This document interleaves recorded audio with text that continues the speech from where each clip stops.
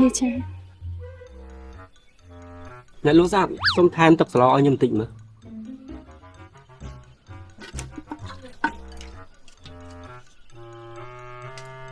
នេះបង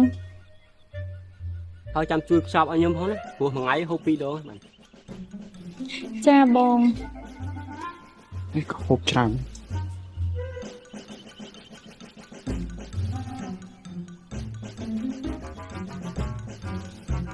ខ្ញុំមិនញ៉ាំអ្នកនេះ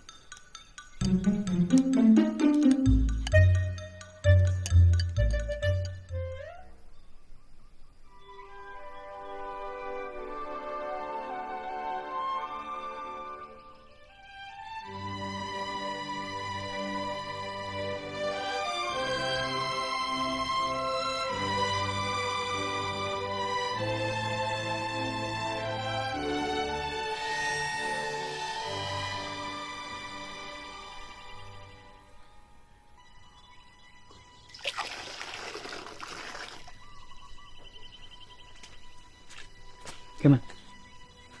នេះមកអី លោកពីទូលោកនៅធ្វើអីមិនបានអត់តន់ត្រឡប់ទៅវិញ មិនបាច់ខ្វល់តែខ្ញុំទៅវិញឬមិនទៅទេនេះទៅសម្រាប់ទៅចាំខ្ញុំជាអ្នកឲ្យថា មិនចាំបាច់ទេលោកអាចទៅវិញបានណា មិនបាននាងចូលចិត្តដឹងខ្ញុំហ៎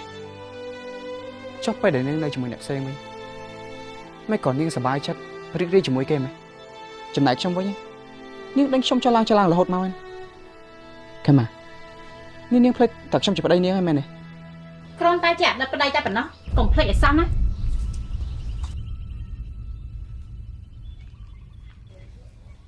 ខែម៉ា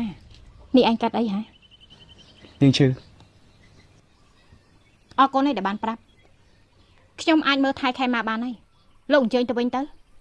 ហើយមកកវាយស្អីមកដុំផ្ទះខេម៉ា ខ្ញុំមកធ្វើអីស្រេចតែខ្ញុំខេម៉ានាងកំពុងឈឺត្រូវការអ្នកមើលថែដដល់ណាមីងនៅផ្ទះផ្សេងគ្មានពេលមកមើលថែខេម៉ាទេ ខេម៉ាជាគ្រួសាររបស់ខ្ញុំគេជាកូនចៅខ្ញុំអាចមើលថែគេបានហើយ មីងកុំរឹងរស់ពេកមើល អ្នកណារឹងរូសឲ្យប្រកាសទៅលោកទៅវិញតែដែលជាមនុស្សដែលរឹងរូសក្រែងពីមុននេះស្អប់នឹងខេម៉ាណាស់មិនអញ្ចឹងហ៎សុទ្ធតែមិនចង់ជួបមុខវាហើយចាប់ពេលនេះហ៎យ៉ាងម៉េចស្ដាយក្រោយហ្នឹងមែនទេដែលធ្វើឲ្យបាត់បង់មនុស្សល្អដូចជាខេម៉ា ខ្ញុំអរគុណដល់ទឹកចិត្តលោកពីទូដែលបារម្ភហើយតើលោកទៅវិញបាន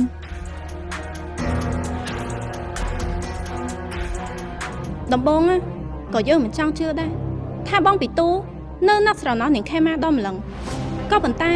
អ្វីដែលយើងបានឃើញគឺបញ្ជាក់ប្រាប់ថាបងពីទូស្រឡាញ់នឹងខេម៉ាដល់កម្រិតណា